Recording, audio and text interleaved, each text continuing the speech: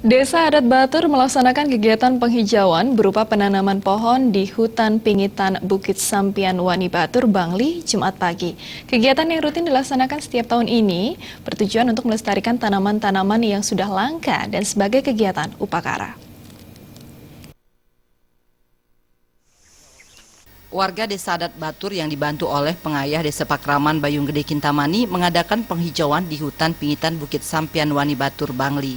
Kegiatan penghijauan ini merupakan program rutin setiap tahun yang telah dilakukan sejak 3 tahun lalu. Adapun kegiatan ini dilaksanakan berupa menanam pohon-pohon langka dan juga tanaman herbal.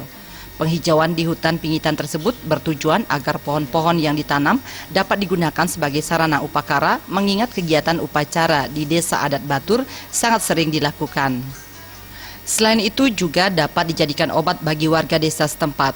Penglingsir Desa Adat Batur Jero Gede Batur Kawanan menyatakan semoga program ini dapat terus dilakukan ke depannya, terutama bagi generasi muda. Bagi generasi muda Batur, khususnya generasi penerus, itu maju mundurnya Desa Pakraman Batur dan maju hidupnya, ajaknya daripada tanaman ini juga tergantung daripada sebagai generasi muda. Tanggung jawab adalah dipikul oleh di pundak dadanya masyarakat generasi muda di Batur itu sendiri. Itu himbauan kami. Jero Gede Batur Kawanan juga meminta kepada seluruh umat Hindu di Bali agar ikut berpartisipasi dalam program penghijauan bila mana mempunyai tanaman-tanaman langka. Kegiatan penghijauan ini berada di wilayah Pura Prapen yang letaknya berada di bawah Bukit Pingitan. Pura ini masih sedikit diketahui oleh masyarakat di Bali.